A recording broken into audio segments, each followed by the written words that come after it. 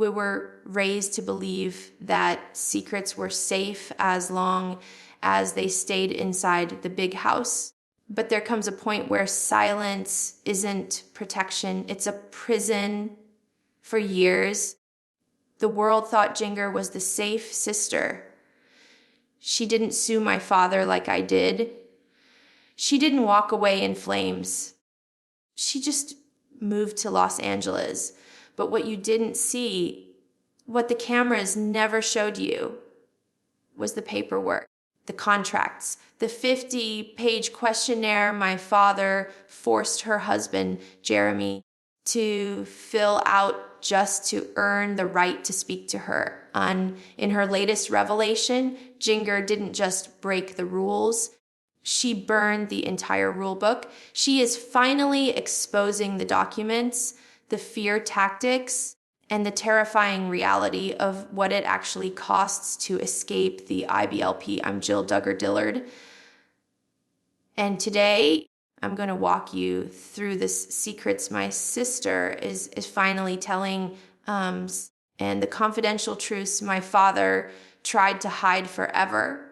For years, people joked that getting into our family was harder than getting a security clearance.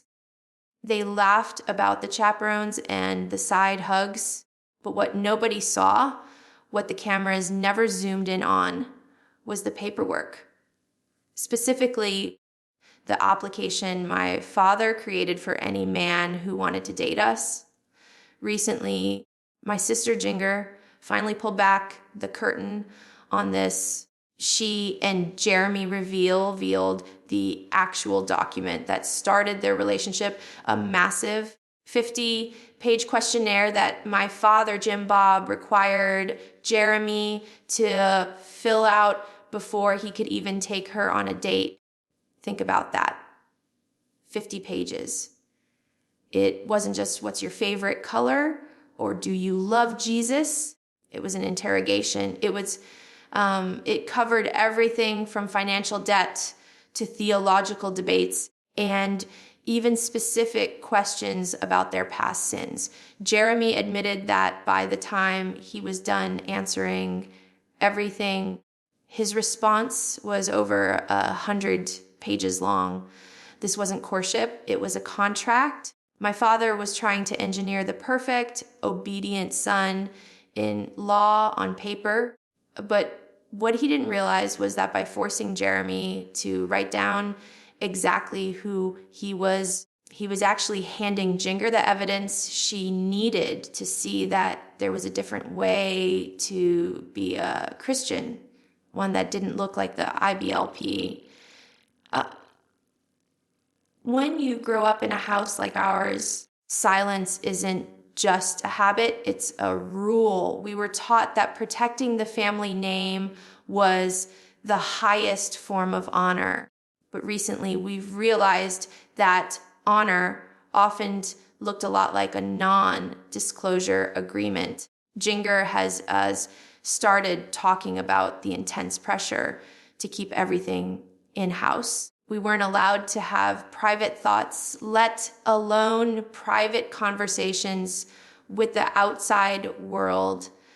Every relationship, every conflict, every scandal was managed by my father's public relations strategy. We lived in a bubble where speaking out against the family narrative was seen as a direct attack on God. That 50-page questionnaire Jeremy filled out, that was part of the control mechanism. It was a way to ensure that anyone entering the inner circle was already vetted to keep the secrets. But Jinger is breaking that vow of silence now by publicly discussing these documents and the fear we lived under. She is effectively shredding the invisible contracts that held us hostage for decades. I have to give Jeremy credit. Most men would have run away when handed a 50-page exam by their potential father-in-law. But Jeremy didn't just fill it out. He challenged it. Jinger has shared that Jeremy was the first person to really ask her, why do you believe that? He didn't grow up in our strict IBLP cult. He played professional soccer. He lived in the real world. When he came into our family, he didn't just blindly accept my father's authority. There were moments of real tension. I remember hearing about theological debates where Jeremy wouldn't back down to Jim Bob. That questionnaire, which was supposed to filter out rebellious ideas, actually backfired.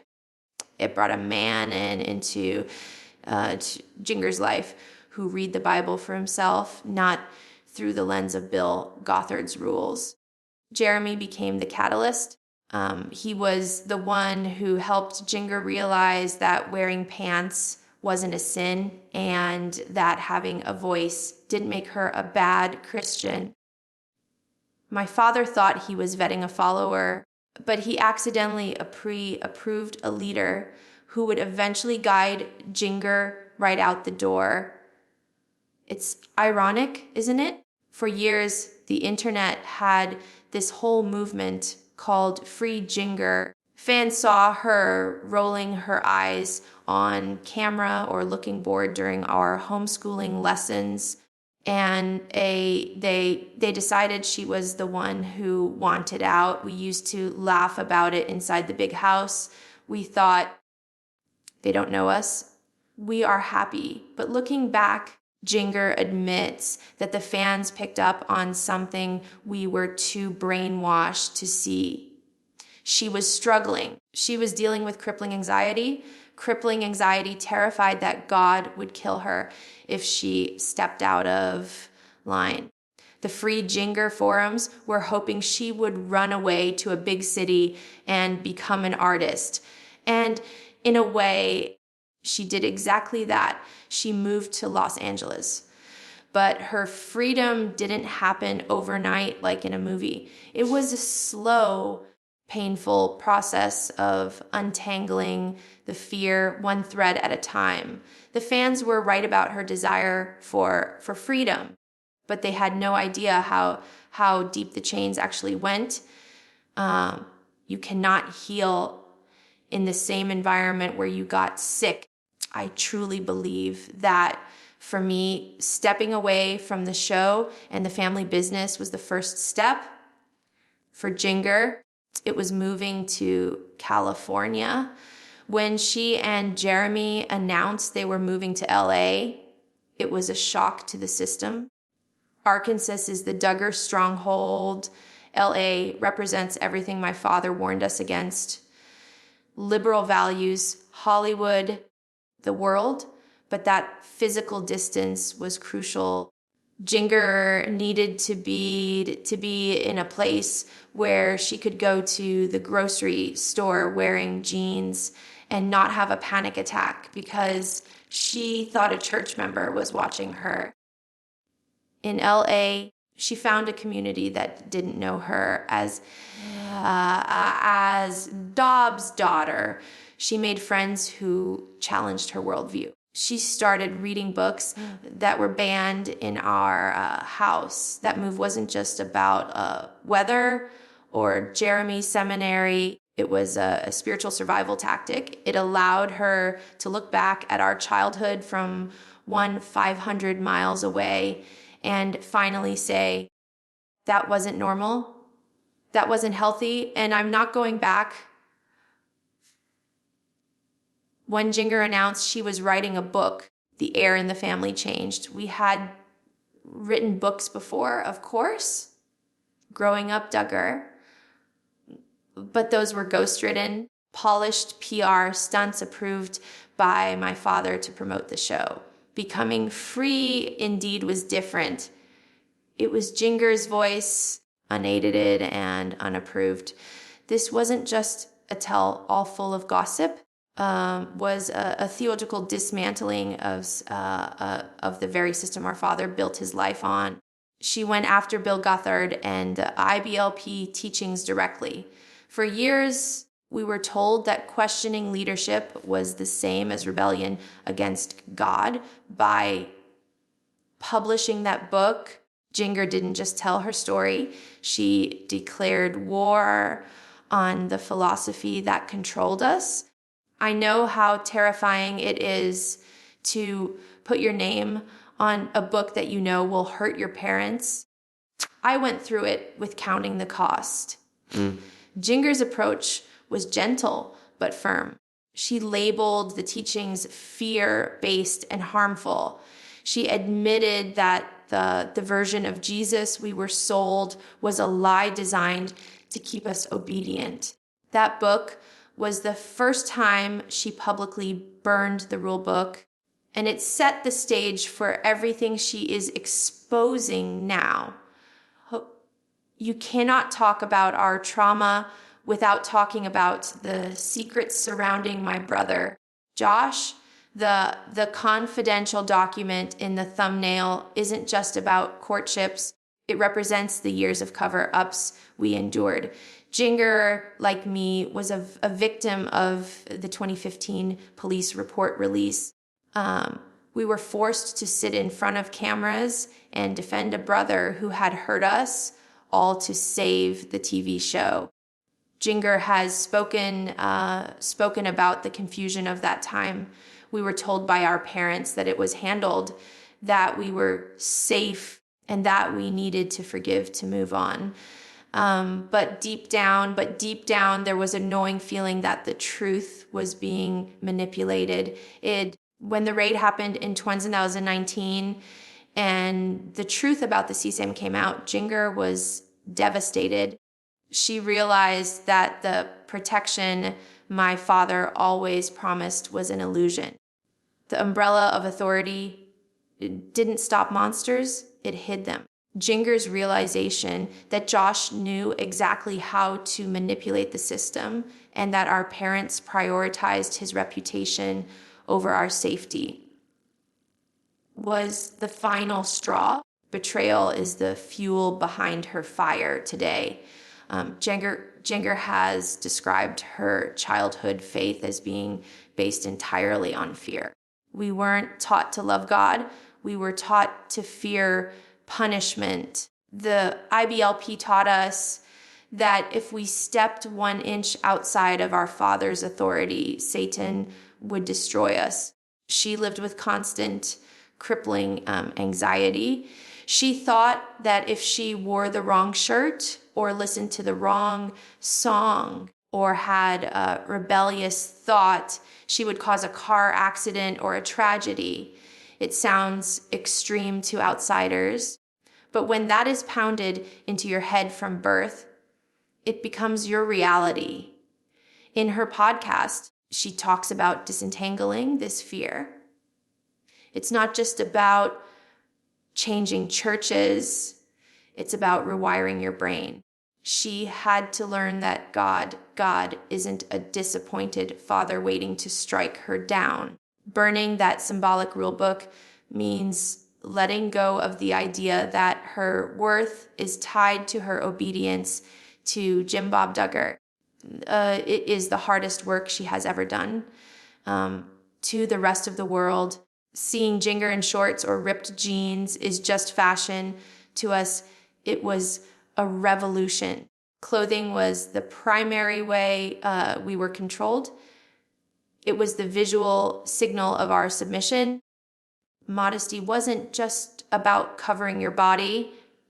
It was about covering your personality. Jinger was the first of the sisters to really break this code publicly. She talks about the first time she wore pants in front of Jeremy. She was terrified. She felt exposed and shameful, waiting for the lightning bolt to hit.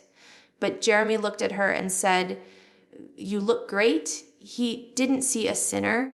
He saw his wife. That psychological shift is massive. Every time Jinger posts a photo in a tank top or athletic wear, she is actively fighting the voice in her head that says she is defrauding men. She is reclaiming her body. It's not about the fabric, it's about the autonomy. She is dressing for herself, not for the approval of a patriarch. And that is a freedom that no 50-page contract can take away. This brings us to the present day and the podcast episode that has everyone talking. Jinger isn't just sharing memories anymore. She is analyzing the cult. She is bringing on experts, theologians, and other survivors to validate what we went through.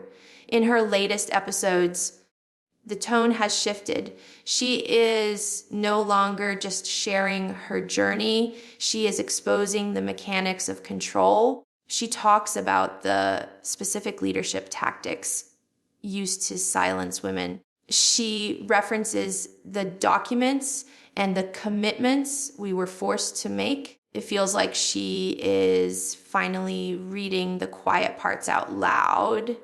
When she speaks into that microphone now, she isn't the timid girl from 19 Kids and Counting. She is a woman who has done the research. She knows that what happened to us wasn't just strict parenting.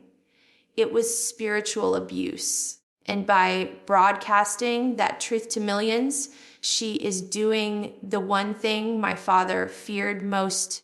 She is telling the outsiders the truth. People always ask, did Jim Bob scream at Jinger when she released her book? But they misunderstand how my father operates. He doesn't usually scream, he shuns. In our world, control wasn't maintained by volume, it was maintained by access. When Jinger started her podcast and began dismantling the IBLP teachings, the reaction from the big house was a deafening silence. We call it the soft exile. You aren't officially kicked out, but you are treated like a contagious virus. My father believes that Jinger's new theology, her rejection of Bill Gothard, is dangerous. To him, she isn't just growing, she is straying. Jinger has spoken about how hard it is to disappoint your parents. She loves them, but she realized that keeping the relationship meant sacrificing her conscience. The conflict now isn't a shouting match, it's a theological Cold War. She is publicly burning the rule book he lives by, and he is pretending the smoke doesn't exist. It's a painful, quiet tragedy that plays out every time she visits Arkansas and feels like a guest in her own childhood home.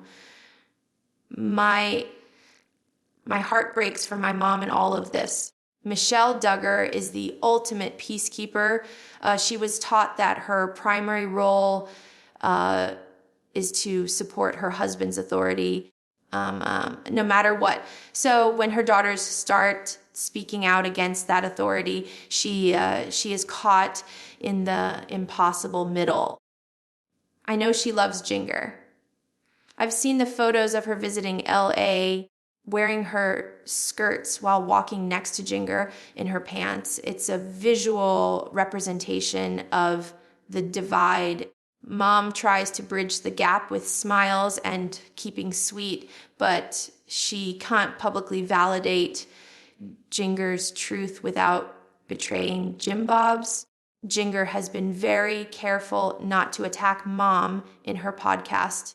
She knows that Mom is just as much a victim of this system as we were, but it must be terrifying for her to watch her daughters tear down the walls she spent her life building. Mom's silence isn't necessarily disapproval. Sometimes it's just the only survival mechanism she has left. You can't speak truth to power if power signs your paycheck. That is the golden rule of the Duggar family. For a long time, my father controlled the money for everyone. If you wanted to buy a house or a car or even groceries, it often came through him. And that money came with strings attached. Jinger and Jeremy's move to Los Angeles was critical because it broke that financial tether. They built their own brand. Between Jeremy's seminary work, their book deals, the podcast, and their social media, they are financially self-sufficient. They don't need Jim Bob's approval to pay their mortgage. This is why Jinger can talk about the confidential documents and the fear tactics. She isn't afraid of being cut off because she's already standing on her own 2 feet. Financial independence is the unsung hero of her deconstruction story. It bought her the microphone she is using today. The biggest difference between Jinger's life and ours is how she is raising her daughters, Felicity and Evangeline. We grew up with cameras in our faces from the moment we woke up. Our privacy was sold before we could even speak. Jinger has made the radical decision to keep her girls' faces off the internet entirely. You won't see Felicity performing for a camera crew. You won't see Evangeline being trained to be a sister mom. They are growing up playing sports, wearing shorts, going to school, and living in a city full of diversity. Jinger is terrified of passing down her anxiety to them. She talks often about wanting them to know God's love without the IBLP's fear. She is stopping the generational trauma with them. When I look at those little girls, I don't see the burden of being a Duggar daughter. I just see kids. And that is the greatest victory Jinger could ever achieve. When the Amazon documentary Shiny Happy People came out, everyone asked, where is Jinger? I chose to participate because I wanted to burn the system down with a sledgehammer. Jinger chose a different tool. She didn't appear in the documentary, not because she disagreed with it, because she wanted to tell her story in her own voice on her own terms. She wrote Becoming Free Indeed to approach the topic pastorally, to trying to reach the people still stuck inside the cult. I respect that. We have different lanes, but we are driving toward the same destination. The documentary exposed the scandal. Jinger's work explains the psychology. She didn't need to be on that screen to make an impact. Her silence in the documentary allowed her podcast to become the space where she could go deeper than any film crew ever could. She isn't letting producers edit her life anymore. She is the only narrator of her story now. People often compare Jinger and me.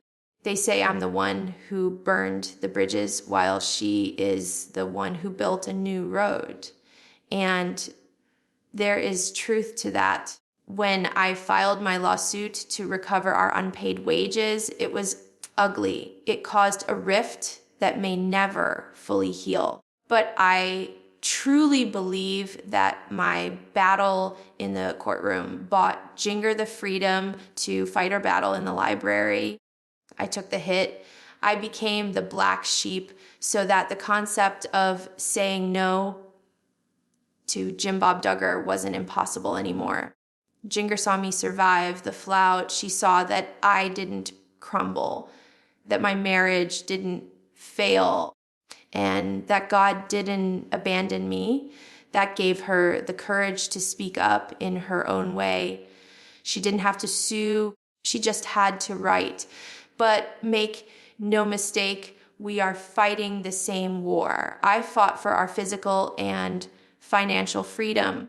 She is fighting for our spiritual freedom. My lawsuit proved that our Father's authority wasn't absolute law, and Jinger's podcast is proving that his theology wasn't absolute truth. To understand Jinger's transformation, You have to understand the shift in her mind. We were raised on Bill Gothard's teachings, a system of rules, legalism, checklists. If you do X, God will give you Y. If you fail, you are cursed. Jinger has moved toward what is known as Calvinism, largely due to Jeremy's influence and her new church in IBLP. Now, I know theology can sound dry, but for her, this was life-saving. She went from believing I have to be perfect to be loved to believing I am loved, so I am free. This shift is why she can wear pants, listen to secular music, and drink a glass of wine without a panic attack.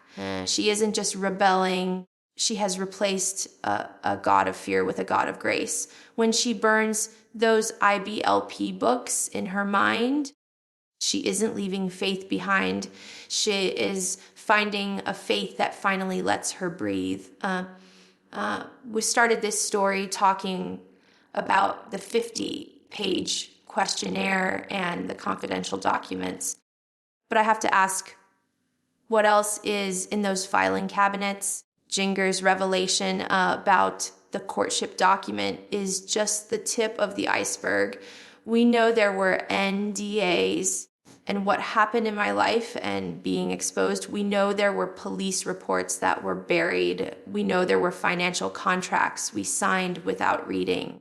Jinger exposing this one document is a warning shot. It says, I know where the skeletons are buried, and I'm not afraid to point at them anymore. I think that is what terrifies the leadership back in Arkansas the most. It's not the pants or the Hollywood lifestyle. It's the fact that Jinger has a memory and she has a microphone. Every time she shares a confidential story from our childhood, another brick falls out of the wall of silence my father built. And I have a feeling she has a lot more pages left to read. I think about the girls still at home. Jordan, Josie, Jennifer, Mackenzie.